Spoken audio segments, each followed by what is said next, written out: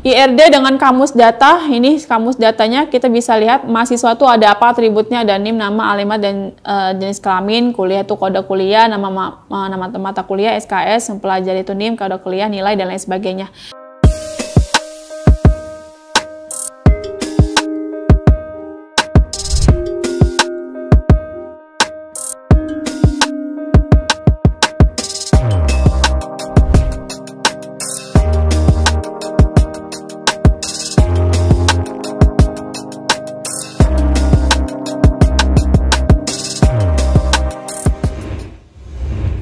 Nah, ini contoh relasi one to one.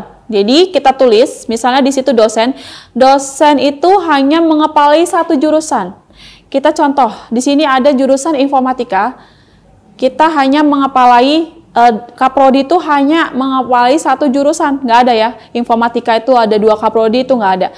Hanya ada 1 kaprodi itu ya, satu dosen mengepalai 1 jurusan. Nah, itu ya, yang contoh sebagai contohnya. Jadi kita tuliskan di situ 1 sama 1, gitu ya, contohnya. Nah, inilah disebut IRD yang sederhananya saja ya.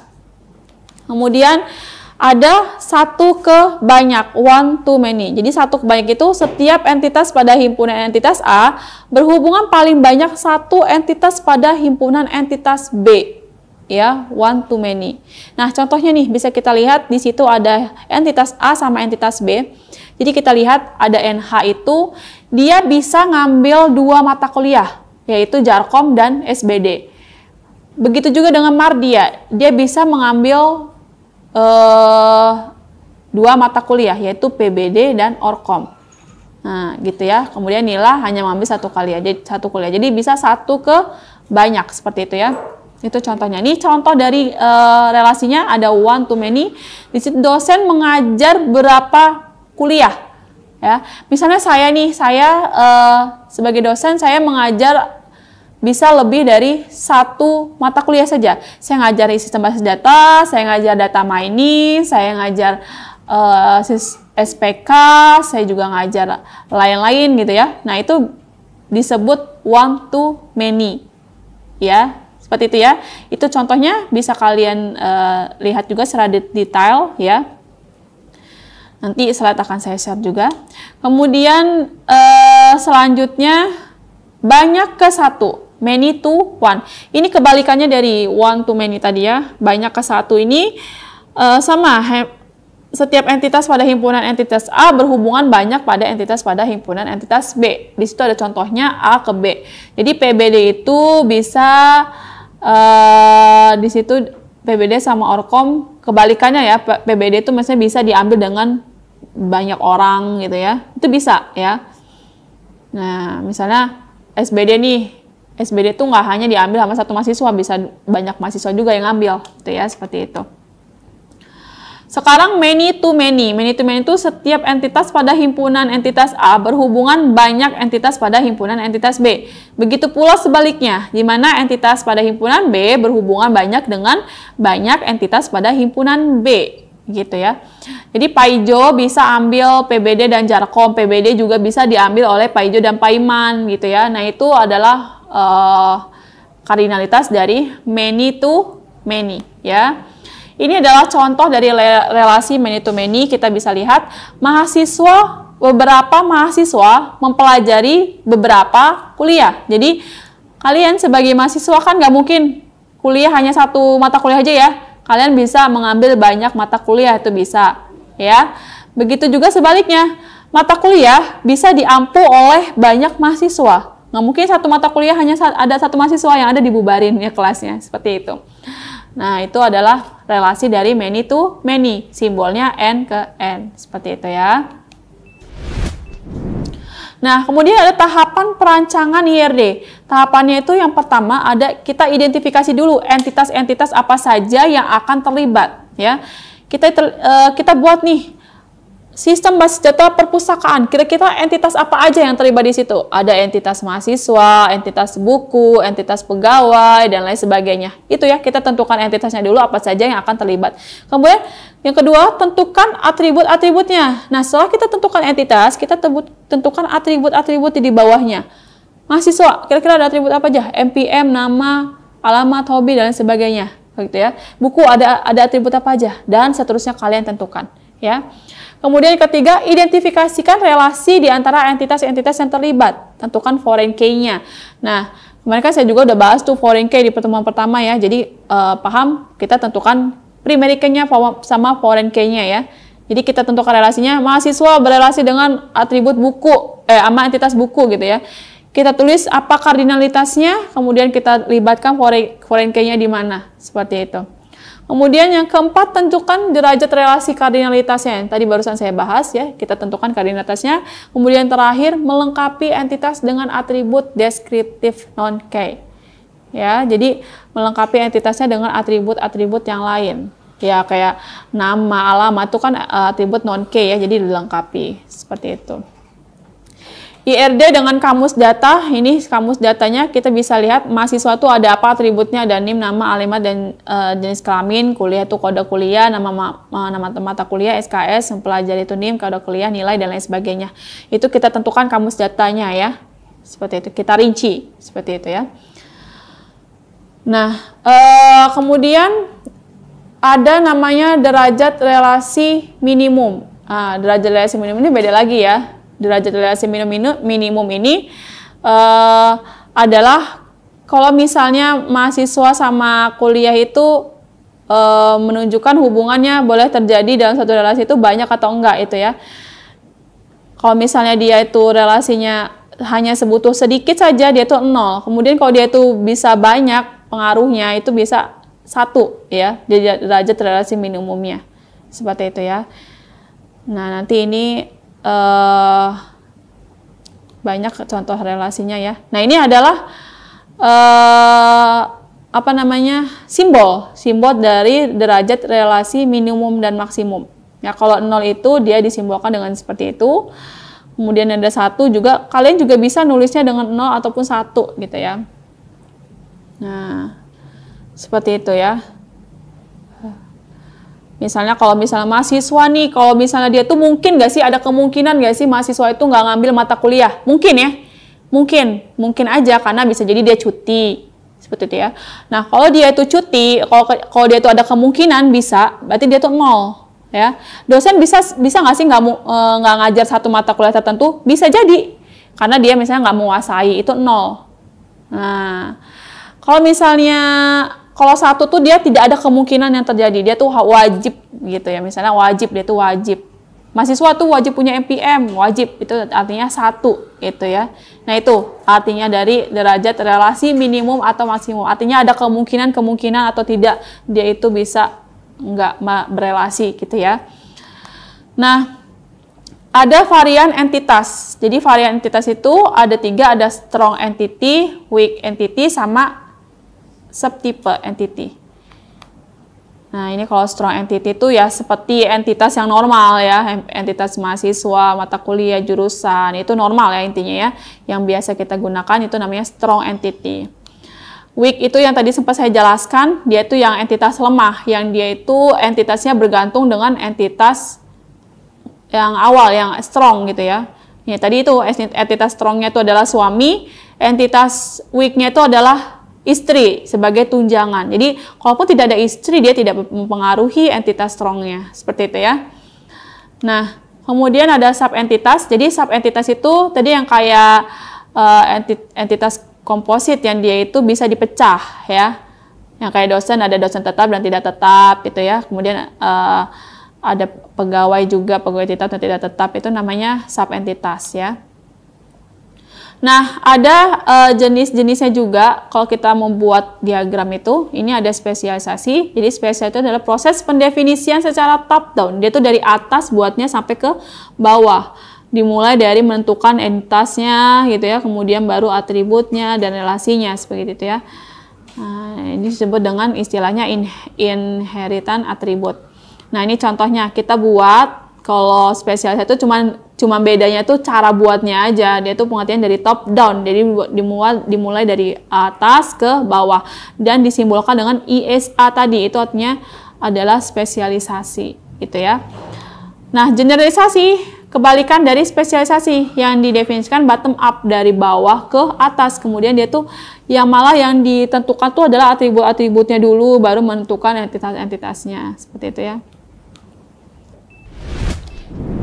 Oke, nah ini adalah set terakhir kita. Jadi bisa saya simpulkan, IRD itu Entity Relational Diagram, yang artinya kita itu sebelum membuat atau mengaplikasikan database-nya itu di dalam SQL, kita itu wajib buat diagramnya dulu ya. Untuk apa? Biar kita itu mudah dalam membuat struktur tabelnya. Nah, gitu. Jadi kalau kita gambar dulu kayak IRD seperti gambar ini nih, contoh juga generalisasi ini, kita buat dulu, kira-kira kita tentukan dulu. Yang pertama harus kita tentukan adalah database-nya itu apa. Ya, misalnya kita mau buat database Universitas Teknokrat Indonesia gitu ya. Nah, kira-kira di dalam Universitas Teknokrat Indonesia itu apa aja entitas-entitas yang terlibat? Ada apa sih orang-orang yang terlibat di dalam lingkungan Universitas Teknokrat Indonesia? Ada banyak ya tentunya. Pertama nih ada mahasiswa. Oh, oke, mahasiswa kita jadikan sebagai entitas. Kemudian ada apa lagi nih? Ada dosen. Oh iya, oke, dosen kita jadikan entitas lagi. Kemudian kira-kira apa lagi yang bisa kita jadikan entitas? Kepegawaian gitu ya. Kita bisa jadikan entitas juga ya. Kemudian apa lagi? Mata kuliah gitu ya.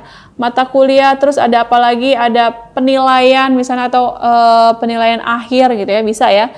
Nah, kemudian udah kita tentukan nih misal contoh 5 entitas, baru kita tentukan atribut-atributnya dari entitas-entitas yang sudah kita tentukan tadi ya. Mahasiswa, kira-kira atribut apa aja yang terlibat di dalam entitas mahasiswa? Ada NPM, nama, terus ada alamat dan sebagainya. Kemudian dosen, ada apa? Ada NIK, nama dosen, alamat, dan sebagainya. Kemudian ada kepegawaian, ada TU, NIK, dan lain sebagainya. Ada mata kuliah, kira-kira apa lagi? Kode mata kuliah, kemudian ada nama mata kuliah, gitu ya.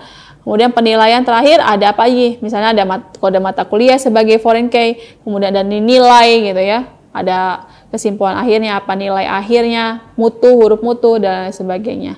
Kemudian nantinya dari kelima entitas itu saling berhubungan, saling berelasi, yang sudah saya sampaikan di materi sebelumnya, itu mereka akan saling berelasi, menentukan foreign key-nya di masing-masing entitas, baru kita selesai gitu ya.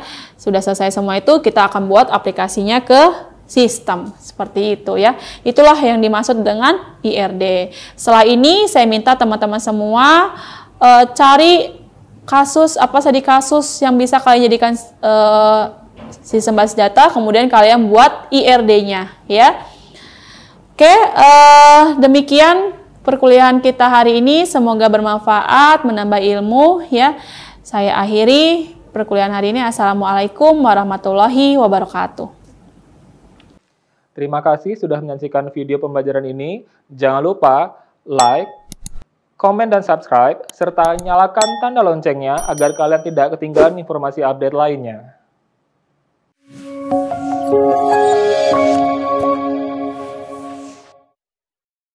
Selanjutnya, kita saksikan video Profil Universitas Teknokrat Indonesia.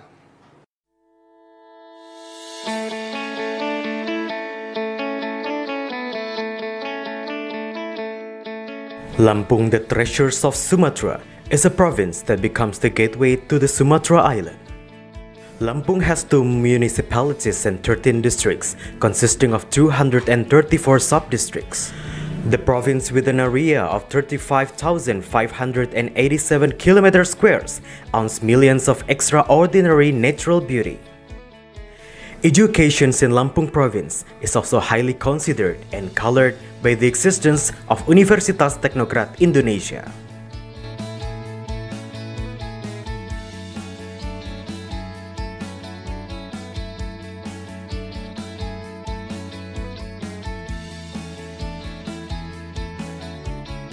Universitas Teknokrat Indonesia has 3 faculties and 12 study programs. Faculty of Engineering and Computer Sciences with the 6 study programs: Electrical Engineering, Civil Engineering, Computer Engineering, Information Technology, Informatics and Information System. Faculty of Economics and Business with 2 study programs, Management and Accounting. Faculty of Arts and Education with 4 study programs, English Literature, Mathematics Education, English Education, and Physical Education. Universitas Teknokrat Indonesia believes that education is the key to the advancements of a nation. Universitas Teknokrat Indonesia commits to produce and develop future leaders through the education of quality characters. This receives a very good reception and trust from the community, which is marked by increasing interest in students from year to year. The students and lecturers have lots of achievements and awards. Also, our quality is recognized by National Accreditation Board for Higher Education and many international collaborations. Universitas Teknokrat Indonesia also prepares the students to face the globalization era through the use of digital technology. Universitas Teknokrat Indonesia has a number of representative facilities provided to support the learning process, such as comfortable classroom, laboratories, information technology, and the internet. Our vision is to be an excellent university in Sumatra with international standard and able to play an active role in nation building through 3 pillars of higher education, comprising education, research, and community service.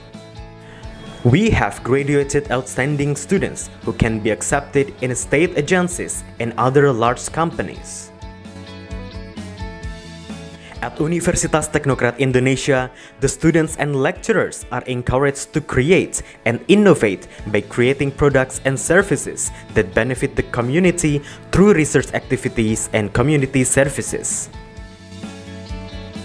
In an effort to achieve its visions and missions, the academics of Universitas Teknokrat Indonesia are guided by the organizational culture values of discipline, quality, creative, and innovative.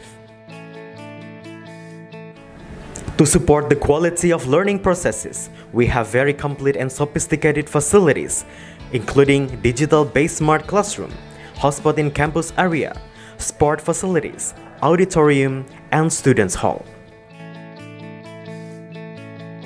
Come and be a part of us, the Campus of Champion, Universitas Teknokrat Indonesia.